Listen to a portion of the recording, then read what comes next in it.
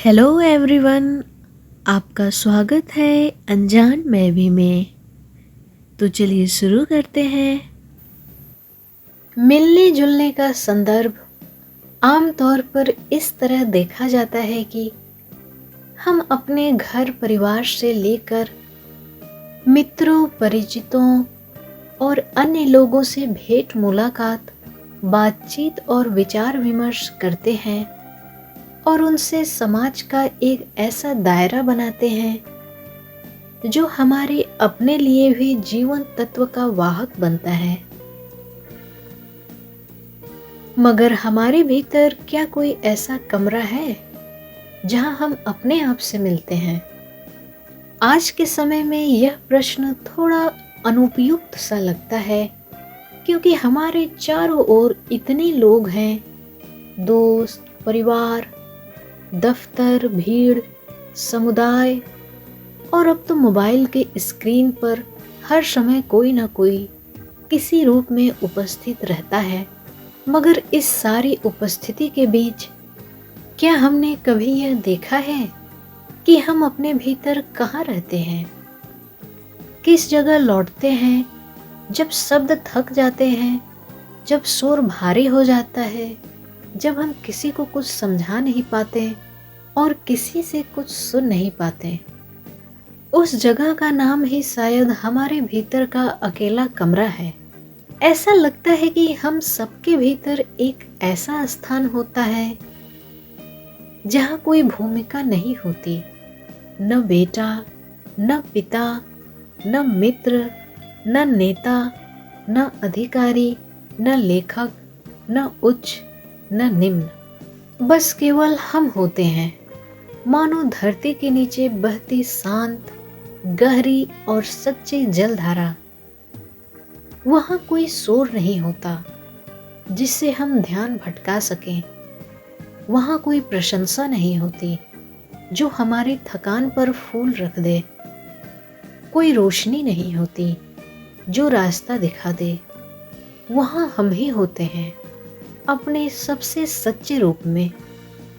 शायद इसी कारण हम उस कमरे को लंबे समय से टालते आ रहे हैं।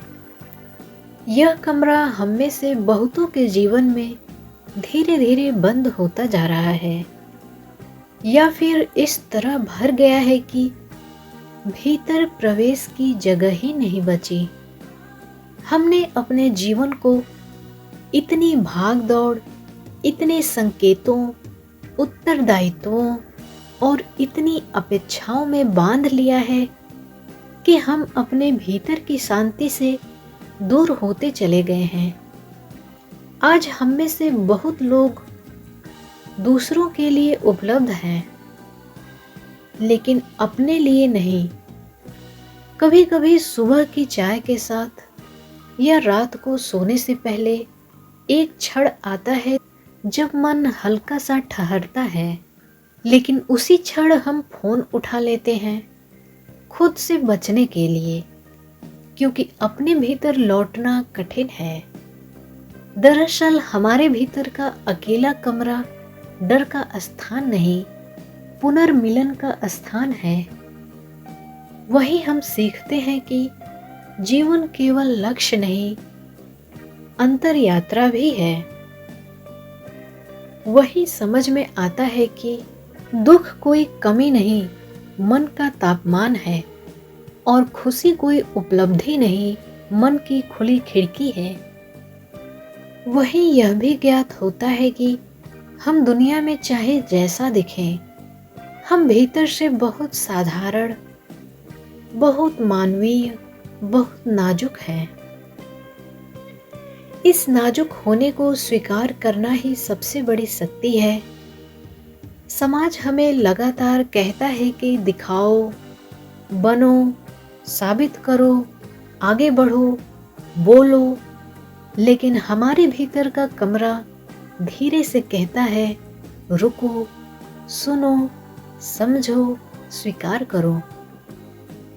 यह स्वीकार करो कि हम पूर्ण नहीं हैं। हम थकते हैं, हम टूटते हैं, हम खो जाते हैं, हम गलत होते हैं, और यही वह क्षण है जहाँ मन पर पड़ी धूल हटती है और हम अपने आप से मिलते हैं। भले हमारी दुनिया तेज हो जाए, रफ्तार बढ़ जाए, उपलब्धियां मिल जाए, नाम और प्रशंसा बढ़ जाए, लेकिन हम अपने भीतर नहीं लौटते तो जीवन कहीं न कहीं अधूरा रह जाता है, क्योंकि पूर्णता उपलब्धि से नहीं, अपने भीतर के संबंध से पूरी होती है। यह कमरा कोई पहाड़ की गुफा नहीं, न किसी तीर्थ का स्थान, न कोई दार्शनिक प्रयोगशाला। यह बस एक क्षण है, एक श्वास, एक मौन जो हम खुद को देते हैं। इस मौन में हम फिर से अपने भीतर रहने वाले मनुष्य को देखते हैं। वही मनुष्य जो प्रेम करता है, दुख को समझ सकता है, माफ कर सकता है, लौट सकता है। यही लौटना किसी भी विकास, प्रगति, सफलता से कहीं बड़ी, कहीं सच्चा होता है। आज योजनाबद्ध होते जीवन के प्रत्येक चरण में मन को समझने की कोई योजना नहीं होती। हम मन को या तो नज़रअंदाज कर देते हैं या उसे समझाने की कोशिश करते रहते हैं, बिना उसे सुने। अक्सर ऐसा होता है कि जब हम शारीरिक नहीं बल्कि भावनात्मक और मानसिक रूप से थक जाते हैं, तब मन खुद ही इस कमरे का दरवाज़ा खोल देता है। मौन में रखा हुआ मन हमसे पूछता नहीं, बस याद दिलाता है कि तुम्हें इतना भी अकेला नहीं होना चाहिए कि तुम खुद से दूर हो जाओ। हमारे भीतर का कमरा वह जगह है जहाँ दुख भी अपने वास्तविक स्वरूप में दिखाई देता है। वहाँ दुख न बड़ा होता है न छोटा, दुख बस दुख होता है। और जब कोई मनुष्य दुख को दुख की तरह देख लेता है, बिना कहानी बनाए, बिना दोष दिए, बिना भागे हुए, तो दुख धीरे धीरे शांत जल बन जाता है, जिससे मन फिर से जगा हुआ महसूस करता है।